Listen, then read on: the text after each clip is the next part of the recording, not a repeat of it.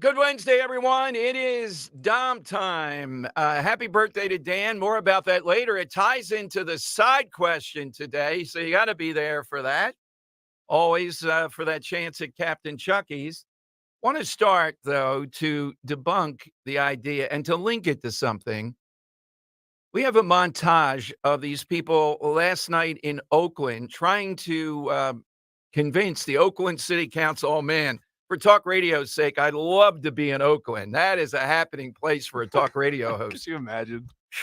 It's, Versus San Francisco, the conversations you'd have. well, would Helen Gim be in the moderate wing in Oakland? I don't think she's in a moderate wing anywhere, but this montage gets at the point that they really do back Hamas. And we have people in this country that are disrupting tree lighting ceremonies, trying to disrupt the funeral of Rosalind Carter yesterday with their nonsense because they have it in their head, because they've grown up in this country with this, that they can get away with it. They're going to disrupt or try to disrupt the tree lighting ceremony in New York, and New York cops look like they're ready. Philadelphia, though, we'll see what they do because I'm sure they'll try to do the same thing here. The tree lighting ceremony? Yeah, tree lighting ceremonies, on, creating man. misery. Here's the broader thing, though. It's not just about Hamas. It's about they don't believe in America. They loathe America, these people you're going to hear. I mean, we have to be protected from these animals, not just Israel, but we're not worthy of protection based upon their ideology. We're colonizers. We're the ultimate colonizers. This on the left, this self-loathing, and trying to have us do the same thing and trying to do it in schools, it's the premier thing. Once you do that, you have everything else going on for you. So here's a little bit of last night's city council testimony. And you can try to say these are outliers, but the city council then did not vote to condemn Hamas. Is everybody out? No. This is a route. You're seeing it all over the country. Now, I'm not saying it's even the majority of people that are liberal. Missing the point, not caring. You're going to hear some stuff that is unimaginable. If people on the right did this, it would be played all over the place. Also, coming up, thrilled yesterday with the response. Thank you, Paul, calling in and saying, It's a great call yesterday. It really was. Just get coupons because CBS has a story today. Count those blueberries, Dom. Yeah, Roe thought that was a little over the top, but I did count the blueberries, and I'm out of them today. I had to use a banana. Then I look at the cost of bananas. It's hard for me to buy 2 blueberry things in a week. You know what I mean? I just look at, now I'm only buying one that used to last a week. Yeah. Anyhow, CBS, not conservative talk radio, has the figures state by state. How much more is the average family having to pay to keep their standard of living? And Dan, here's the point that I'm making. I'm not sure if others are saying this as explicitly or in a fighting mode in talk radio. Americans have a right to a standard of living that we've had and progressed toward, and always to be progressive. The only time when you're a whiner, that's what we're hearing, if we're at war and you have to make sacrifices, say World War II, right? And you got to tighten your belt and make sacrifices in order to win against an existential threat. What war are we at here now? Well, Ukraine, we're funding that. In other words, why should we have to defend our lifestyle choices? That's what they're saying now. Well, maybe your lifestyle choices are too excessive. Maybe you're living outside your means after they've caused this. If you missed yesterday's show, shame on you. Great piece of research. I may, Yes, you missed it. Shame on you. Yeah, exactly. Never miss a show. I'm using the Biden approach. I will credit Dan for now, but I'll steal it, say within 30 seconds later, that we found yesterday that a Big Mac, fries, and a Sprite, maybe a small, who knows, is $12.52 at the McDonald's over in Grace Ferry. Boy, I'd love to debate any of these people defending, any Democrat we could get out defending this stuff. And you tell me that is not outrageous. It is. It's completely outrageous because I remember just 4 years ago sitting in an Applebee's and getting a 2 for $20 and the total bill being like $24. Mm-hmm. It was like $28, including tip, you know? Yeah. And you're talking now, if me and Maisie went and both got large Big Mac meals, we're talking $25? Yes, that's exactly right. So for fast food, I'm paying the same of what I was paying for Applebee's a couple years ago? No. I'll give you the figure in a moment that CBS now has from a big study that they're touting out there today. Not CBS saying it. You're not getting away with this. Clown is not going to get away with this. Every tactic they're using, every spin is not going to work. All right, here are the base of the Democrat Party, progressives. Just want to make a point real quick. Yes. When I was watching this, since we're kind of theater of the mind here on the radio, everyone's voice that you hear, they look exactly as they sound. It's fascinating. It was a murderer's row of malcontents, but I contend when we had it here in Philadelphia, Dan, they disrupted city council when city council was trying to pass the Support of Israel bill. They threw themselves on the floor. They were screaming, "You knock that woman down." They do it all. They just are out of control because they've gotten away with it. I don't like to stereotype ever in life, but I think there is a common stereotype for each voice that you hear in this clip today. It's it just fits perfectly. Yes. Yeah. All right. Let's hear. This is the 1927 Yankees Murderers Row speaking out in Oakland, and Oakland did not condemn Hamas as racist. They didn't condemn their actions. They didn't condemn the savagery. So these people won. Here we go. Happened beheadings of babies and rapings. Israel murdered their own people on October 7th. Calling Hamas a terrorist organization is ridiculous, racist, and plays into genocidal propaganda that is flooding our media and that we should be doing everything possible to combat. I support the right of Palestinians to resist occupation, including through Hamas, the armed wing of the unified Palestinian resistance. As an Arab, asking with this context to condemn Hamas is very anti-Arab racist. The notion that this was a massacre of Jews is a fabricated narrative. Many of those killed on October 7th, Thank you, ma'am. Your time is up. including children, were killed by the IDF. Oh, there we go. An amendment condemning Hamas is bald propaganda meant to... Thank you. Your time is up. To hear them complain about Hamas violence is like listening to a wife beater complain when his wife finally stands up and fights back. Oh, man, I got the most cheers. He's the one that made me say exactly what I said before, and it's just like the standard white liberal guy with the glasses. Oh, Oh, he's a wife beater, Let's go to the wife beater page here. Anyone else notice that those who oppose this resolution are old white supremacists? There's been a lot of atrocity propaganda ranging from claims of beheaded babies to mass rape. Hamas is not a terrorist organization just because the U.S. and Didn't even show Israel up at the event. deems it so. Hamas is a resistance organization that is fighting for the liberation of Palestinian people and their land. All right, and here's the broader point. Let's bring this all home. So the Oakland City Council did not pass the resolution condemning Hamas. Not in general terms, like just that day, let's do it. This is in the wake of what we saw on October 7th, which is much different than even what we've seen before. Not that they wouldn't do it every day of the week, but we actually saw it in action. All right. The bigger point is these people hate the country they're in. Now, if they're here on visa or whatever, I'd have to take a look at them and see what else I can find a grounds to deport them. They shouldn't be here. They loathe this country. They loathe us. We're not worthy of being protected. It's bigger than just Israel. That's what it's about. We should deport based on soy consumption. Yeah, and the idea that somehow or another Israel fabricated all this is chilling to hear speaker after speaker engage in this. The ignorance, well, it's foundational. Their narrative can't allow this to be the case. Yeah, I'm looking now at the guy with the wife beating. Oh, my God. Yeah. All right. Yep. 855-839-1210. Now, yesterday, we had quite an array of people on Twitter calling in, et cetera, about inflation, about the high cost of inflation.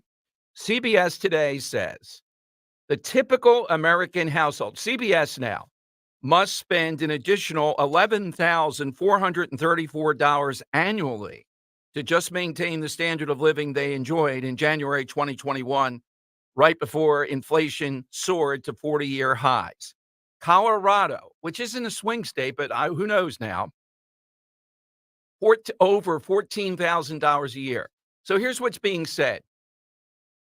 In order to maintain whatever your lifestyle was, and each family has a different lifestyle, things they do, vacation, maybe they go to a concert occasionally, maybe they go out to dinner. What they're telling us on the other side, what they're reduced to is saying, well, maybe you can't have that standard of living anymore. See, I'm not even talking about the basics. I'm defending your right to a good American standard of living, not what Joe Biden tells us. And Biden is in Colorado today. I think he's there because he knows this figure. He's going to defend Bidenomics. How are you defending the average family? So they're not making $14,000 a year more. So what are they doing? They're putting stuff on credit, which is never a good thing, and or they're cutting back. I resent both. What has happened? What war are we in? What cataclysm has happened here where Americans have to sacrifice? There's only one reason they're sacrificing. This guy wanted to be seen in the history books as a great president, so he went wild spending. When you do that, you get the results we're seeing. That's exactly it. Well, he edged towards socialism. Well, yeah, and whatever we call it, the spending, the government spending in pure economic terms is going to push us down that path. So, Dom, yesterday you asked on Twitter, what's an example of inflation that you come across in daily life? Some fantastic answers. Linda just wrote in, here's a specific example. Prior to Biden, a 40-ounce can of Bruce's yams would be on sale for 99 cents around the holidays. Now it's on sale, quote, for $2.79. I love it when people have a specific product or little thing they like. These are not just, oh, look at the cost of eggs. No, Americans have a right to aspire to a lifestyle that's pleasant, things they like to do, provide for their family, not just get by. This one really is going to make South Philadelphia cringe. Rotel tomatoes. Yes, I saw that. I was ready to block that. Come on now. 98 cents a can about 9 months ago, 124 a can about 6, and then now 136 a can, all within about 9 months. Yeah, people are tracking every one of these things. Who could vote for that? Well, ideologically, if you hate Trump, you're bent on being a progressive or a Democrat, you could. But it's the persuadables. They're the people we're looking at. All right, it is today's Dan's birthday, so he got the choice of his all-time favorite. And I remember it as if it were yesterday, even though it's a couple years ago. You came back, Epstein had committed suicide / who knows. And you said you had a conversation with friends. I'm not sure if it was a bar, Reddit, combination of that. And some woman there brought up, who is the most evil, that was the term used, American ever. Isn't that how it went? Yeah. So we were sitting at the bar. Justin and Jess were their names. Yeah. Jess is Justin's wife. And we were having a conversation about Jeffrey Epstein. And she asked, do you think Jeffrey Epstein's going to go down as the most evil American of all time? And my answer today and my first response is, it's not a source of pride, but it is my alumni. Indiana University produced a horrible guy by the name of Jim Jones. And what happened down there in Jonestown, man, is incomprehensible how gross and disgusting the Kool-Aid and all that was. And I got to put Jim Jones on the Mount Rushmore of most evil Americans, top 4, I would say. But I think there are other great answers. I think there's one local answer that won last time. That's a fantastic answer. I think you should take off the board. I think you know where I'm going with that.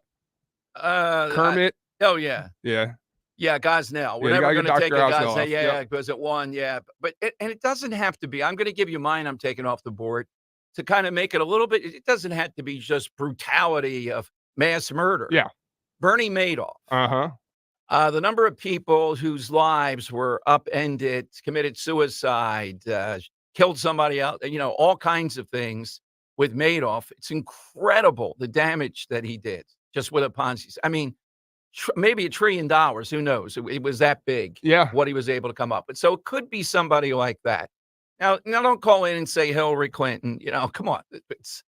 We differ, but she's not in the. Well, that's the thing is I want to make it really clear. Like, we can throw out Joe Biden or Hillary Clinton. Yeah, exactly. There is a political answer I think I would accept that's involved with local politics, Krasner specifically. That I think might be very evil. But I'll leave it out there for now. Well, there's a tree that Krasner's part of that would be a heck of an answer. I don't know if we should take. Let's not take all of them off. Yeah. All right. It's 855-839-1210. I remember that Did you write it down on a napkin at the bar and say, this is show prep? Bang. No, it was. It came in a napkin. Yeah. Okay. Oh, good. I had a couple drinks. I was all right. imbibing at the time. Yes. All right. Good. That is great work. We want to celebrate that. Today's Dan's birthday, so you may want to call in and wish well when you give us the side question. 855-839-1210. That's how you do it. Are these people in Oakland? My contention, they are representative, not of the majority necessarily of Democrats, but they are representative of significant numbers of people. And it's not just about hating Jews and hating Israel. They loathe this country. Omar, Tlaib, Omar particularly, and they're refugees. We've given Omar everything. They hate traditional America. They would dismantle it. And that's what these people do. And that's what these people in Oakland are about. I guess the only silver lining is anybody with that attitude, I think, is always going to be a loser and not succeed. So they're hurting themselves. All right, phone lines. 855-839-1210. Most evil American. You know, you don't have to take it to extraordinary. We'll have some on the board there. Think about people that are really, really damaging. Madoff would be a good example. Benedict Arnold would be an example. Yeah, I think that's fair. Yeah. Traitor to the whole nation. Yeah. Exactly. That could have caused the loss of the Revolutionary War if he had a chance. Yeah. So that's big stuff. He doesn't have to necessarily murder people. Think beyond murder. Murder's good too, though, as far as evil. 855-839-1210. That's how you get in here on Talk Radio 1210.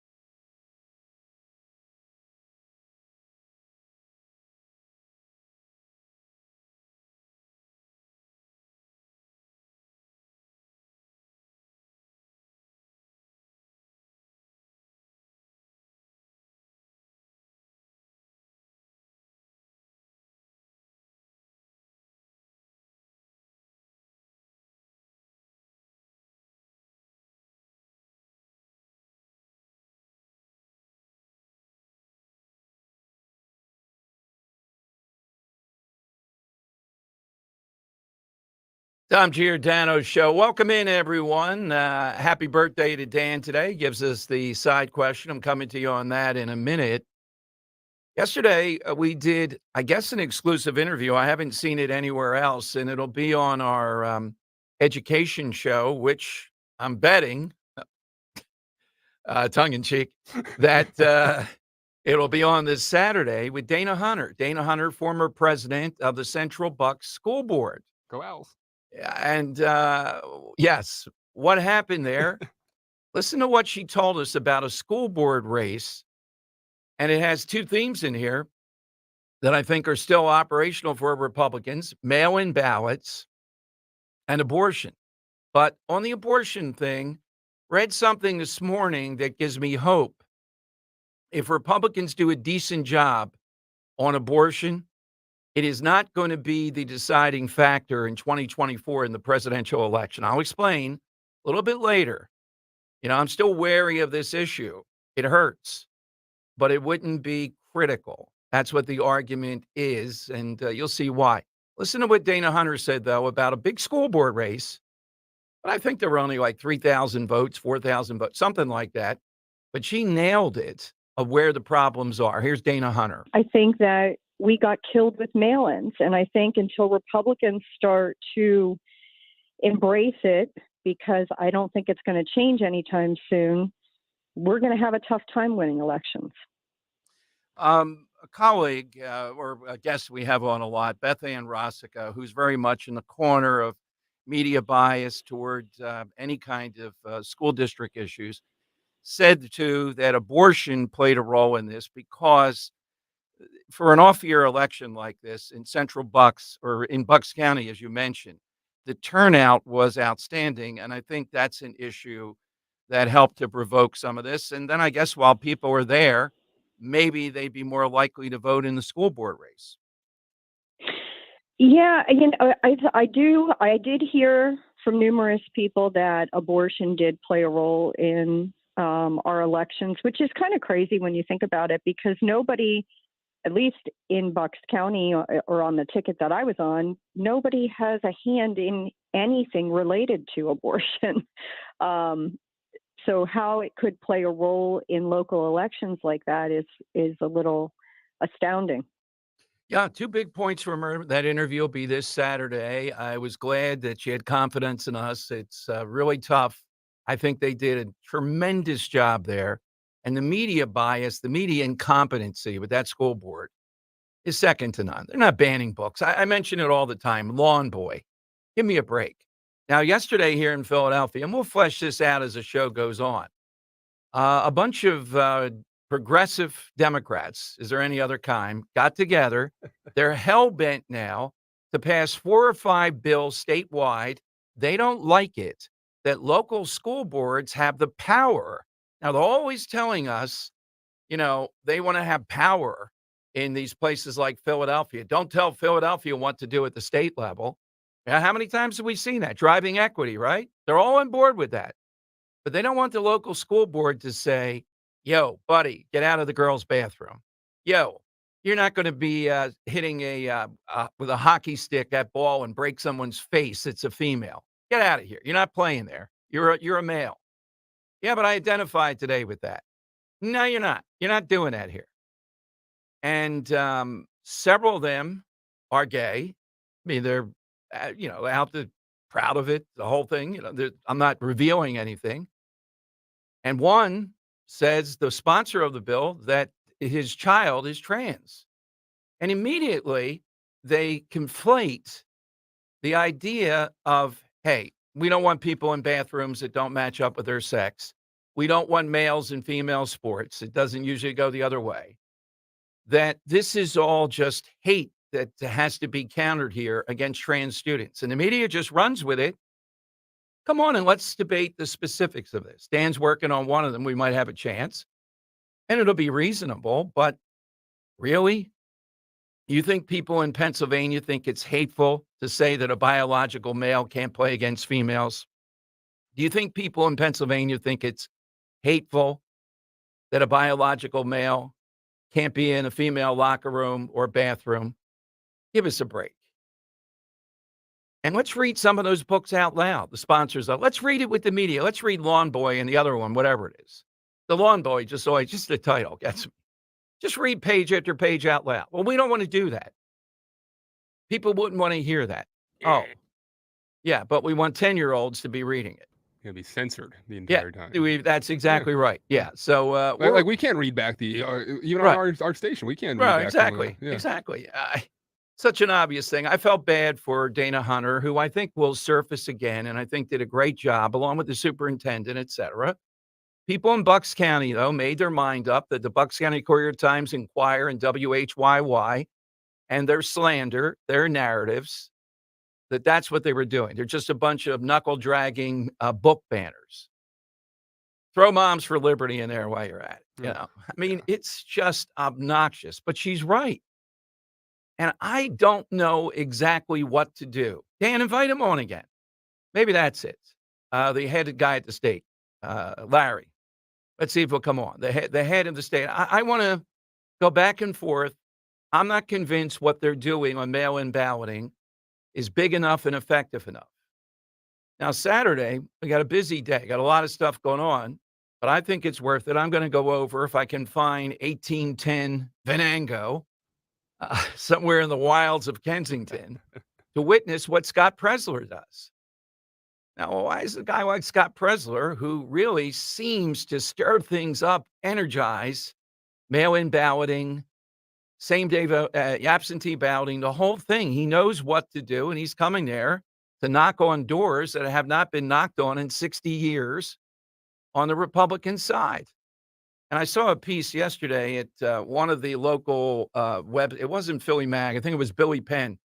The death of the Republican Party in Philadelphia has been overstated. No, it's not. They're done. They are abysmal. Any one of them can come on here and we'll debate it. They suck. How much blunter can we be? So why are they saying that? Because they want this type of Republican Party to continue. And you're thinking, hey, yeah, I'm 50 miles away. Why do I care about Philadelphia? How many times do we have to explain it? You will when it comes to 2024. If Trump got 25% of the vote, like David O did, even 20%, he's going to win Pennsylvania. He wins Pennsylvania, he's going to win the presidency. So however you keep the margins down in Philadelphia, you know, we could have every rural voter out there in the horrors across Pennsylvania. If Philadelphia goes wild and they come out of this with like 500,000, what's the highest ever? 350, 400,000 margin? That's a heck of a lot to make up. There's not enough folks out there to do it. I want to be careful here because I don't want to be misconstrued that I do not support what's going on Saturday because I think it's a freaking awesome thing that they're doing. Right. I'm just curious. Do you think door knocking is going to work in today's day and age, especially in Kensington? Oh, absolutely. Yeah. Because I'm just concerned you're going to knock on these doors and people, because of people barging in with guns and trying to burglarize. I'm hesitant to open the door for strangers. Well, I'll see how it goes, but no, I think it does. Door knocking, talking to people, hearing what they're saying. You get a lot of, oh, I didn't know that. Or, my God, you're here from the Republican Party. Like, what the heck is that? Yeah. You at least make Democrats work harder on this. They can't, count these votes necessarily. So it's a presence. That's kind of. It's a presence, and it's a numbers game. I'm the ultimate incrementalist. I'm just trying to gain an inch every time in a football game or what. Just let me get an inch here. Come on, ref. Just give me an inch here. That's what it is. Honestly, the most impactful thing that Oz did in his campaign, and it only lasted like a week, but remember he went around with like the pickup truck and went to Kensington and hugged people there. Tried to get them into treatment if they needed it. No, that was very, very. But that really left the impact, and people are like, "Look at the Republicans trying to actually make change." Yeah, where's Fetterman? Yeah. Let's go to Pete in Montco and Talk Radio 1210. Hey, Pete, afternoon. Tell me, Pete, go ahead.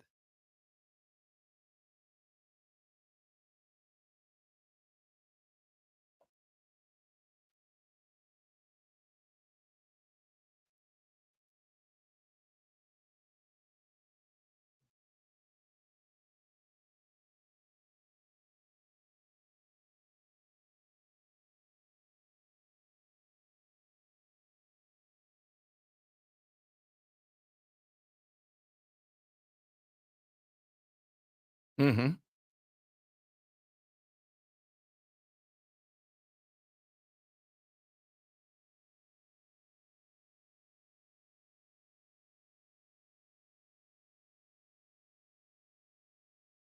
Well, wait a minute. Wait a minute. It's not only about that. I mean, Scott Presler is not in charge of the Republican Party here.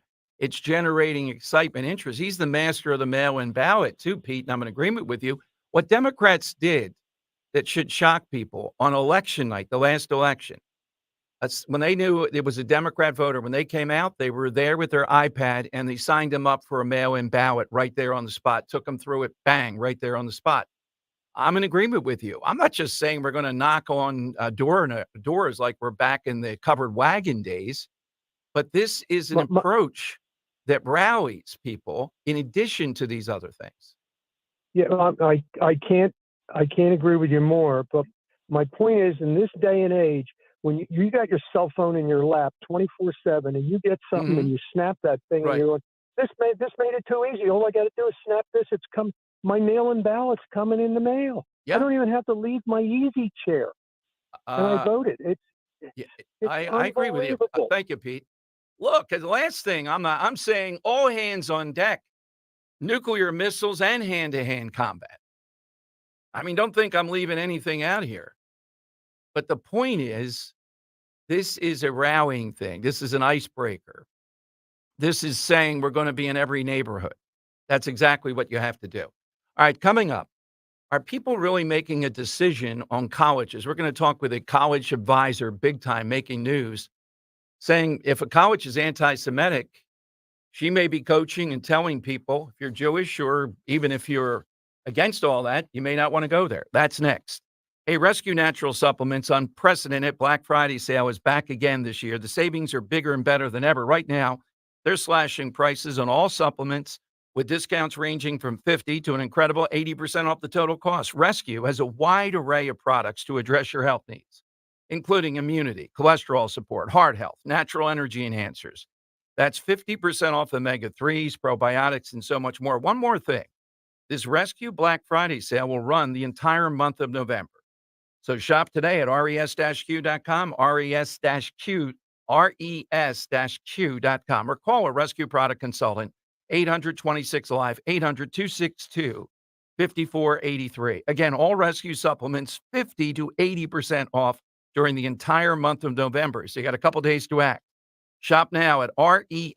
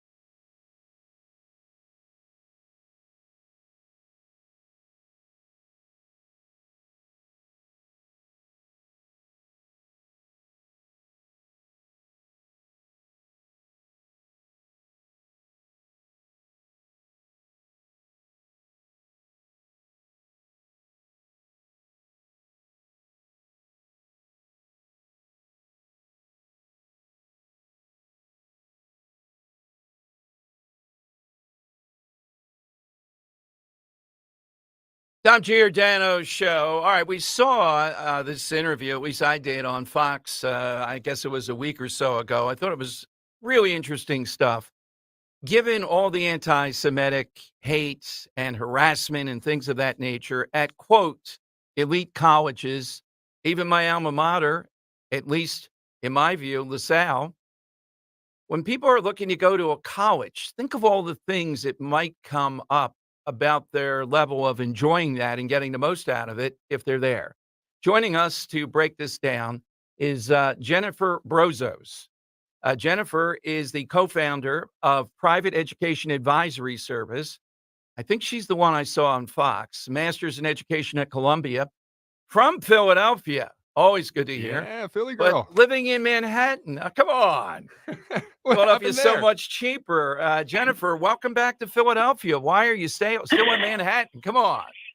Oh my gosh, I'm still a Philadelphia girl at heart, always. Where always. did you grow up in Philadelphia? I grew up on the main line in Okay. Wynwood. All right. My dad is still there, still in the house that I grew up in. All right, we'll count that. So what team are you a fan of? Giants, Jets, or Eagles? I was just going to say, first of all, I would never, ever admit to Eagles fans that I was anything but an Eagles fan if I wanted to stay safe. So yeah. I grew up going to every Eagles game with my dad. All right. Season tickets my entire life. So. All right. Anything you say today is going to be correct then.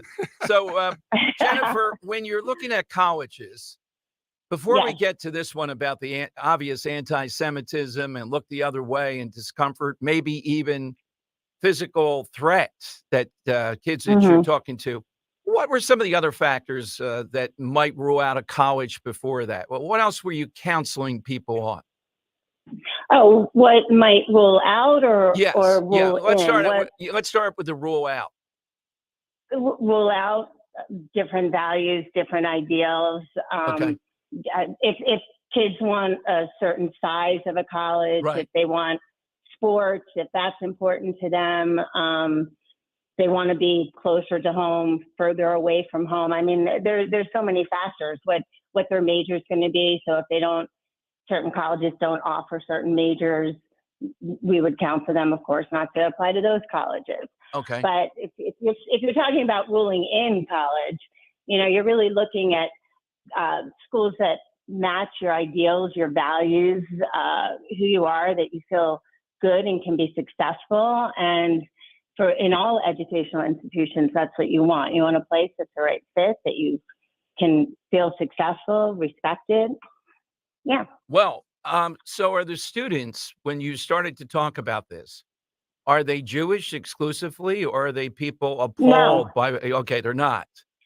All over. I mean, I have plenty of Jewish students that I do speak with, but it's not just the Jewish students. And it's such a problem. It's such a problem of looking at hate speech, hate actions of any kind on college campus. But the rise of anti-Semitism, these Jewish students are feeling. They're not just feeling angry; they're feeling scared. They're feeling physically unsafe. I was speaking to a dad whose daughter is already at Columbia, and she feels physically unsafe and is going to come home to stay at school. It's ridiculous. It is. Now, it seems to me the majority of Ivy League schools, or if not the majority, it's pretty close.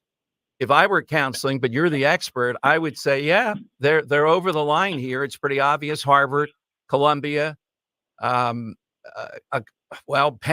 We see how much money they've lost. Yeah, honestly, it's not just Ivy League schools. The problem is that schools, education job is not to come to the table with a bias, with an agenda. All of these schools are allowing, because it comes from the top down, comes from professors, from teachers, and they're allowing these protests, which are not just protests, they're filled with hate speech, hate actions. I mean, swastikas are allowed to be all over campus. They have to come out and their response has been very tepid so far. Some schools have really done the right thing. Those schools are schools that my clients are still looking at. But, you know, I have a lot of kids who are taking gap years. They're not even going to go to school next year. They want to wait and see. They want to wait and see what happens. Let me ask overall now. I'm the first in my family to graduate from college, but due to the unbelievable cost, now if you have, I'm sure people using your services, you have some people who have enough money and maybe it's not so big of a dent to be put in it. But Right. when you Yeah. take a look at the sticker shock of some of these colleges, in your view, how much of an edge does it give you, say, if you're a Harvard, Yale, Princeton graduate, or is it mainly only if you're going to go into certain fields? I mean, I would not look at that if I were an employer, really, and think very much of that.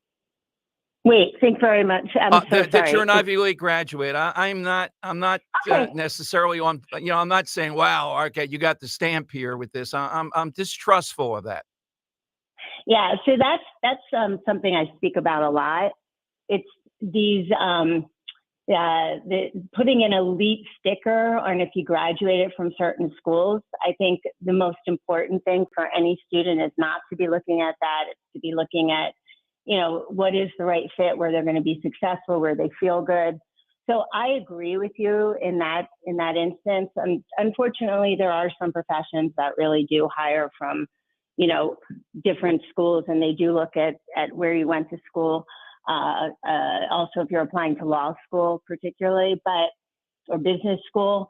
But I have to say that's changing. Good. And this is something that's helping it change, because we are completely seeing a kibosh put on all of these Ivy League schools. Well, I think that's a good thing. Now, let me give you the argument on the other side, and you have a really good handle on this. There is a theory that they are too big to fail. Yeah, let's take Penn, because that's the one in my bailiwick here, and you probably know it pretty well, being from the area. Yeah. The attitude is, though, they're dented a bit, but, you know, what are you gonna do about, I mean, they really have lost a lot of money here, and I don't see much of a change in their stance at Penn or any of these places. Are they too big to fail, really? Yeah, are they too big to fail? I mean, I think they're going to definitely be hurt. Are they too big to completely fail? I don't know. I guess Right. time's going to tell. I have so many students who are absolutely not going to Penn. I'm going to be on a show next week talking with a Penn family whose two children, the older two went to Penn and the third one will not go, and they're huge donors. I don't know if they're too big to fail. I don't know if the money's going to come from somewhere else, if the students are going to come from somewhere else. Do I think they're being hurt right now? Absolutely, 100%. And do I think that leaders are going to change? Yes. Do I think things are going to change? Yes, even if it's just, you know, for show. But I think it has to.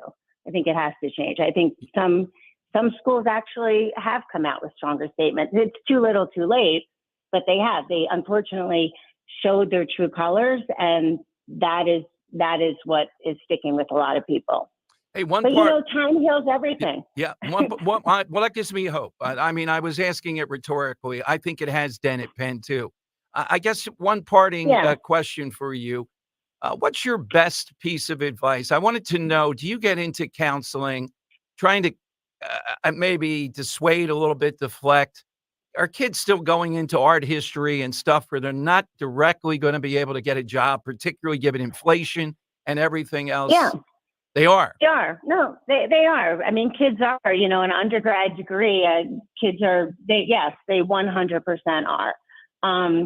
But my best piece of advice, and I think you're going to agree with me, given what you just said before, is stop looking at the colleges that you think you should go to because of a name. Yes. Start finding those places that really speak to you, that look at what they offer, because this is a little anecdote from a long time ago, and if you ask me to find it, I'd have to really look for it right now. But Tom Hanks wrote a piece for I think it was the New York Times editorial about his community college experience and how that completely changed his life, meeting a professor there and someone who believed in him. And I just think we put too much value too much value on what we think we're supposed to be doing as opposed to what really, really is going to work for us. And you know what? I think, unfortunately, this horrible, horrendous, unfortunate crisis has people looking a little bit in that direction, which, a tiny glimmer of hope out of this. Well, that is great advice, and having the ability to kind of steer them toward that. I couldn't agree with it more. They're going to be happier and more successful. Where do we find you, Jennifer? What's your website? My website is nypeas.com. nypeas.com. You'll learn all about us. We work with kids from all over. We have great services. We also do sports counseling for D2, D3. So, yeah, check us out and, contact us with any questions. Well, I'm glad you counsel those athletes. It's their one shot at college glory, a D2 and a D3, not the D1. Please. Yeah, exactly. I agree with you. I mean, during COVID, those poor athletes were really hurt. So, yeah. Well, Jennifer, are you on Fox again anytime in the near future? You said you're going to be on the show. I am on CBN tomorrow, and I'm on Inside Edition next week. So okay. Keep an eye out. We will keep an eye out. Go Birds. And thank you, Jennifer. Thanks for coming home today. Okay. Thank you so much for having me. Have a great day. All right. Interesting stuff there that they're actually deciding based upon that. Are the Ivy League schools too big to fail? I think they're being dented here pretty significantly, I just saw yesterday that the heir to the Bud Light or to the Bud Fortune, Dan, I guess he's their chief CEO now, but he is an heir, just sold is selling his Malibu estate for $4.5 million. Oh, get a little tight there, huh? That's right. Yeah. That's only his 8th home. He's only down to 6 now or something, So if you have $4.5 million, maybe you can get him down to 4. I wonder what he says about Dylan Mulvaney and the persons that put him on. All right, phone lines, 855-839-1210. You get in. Hit us with that worst American, evil American. That's what we're looking for today. Coming to your calls next on Talk Radio 1210.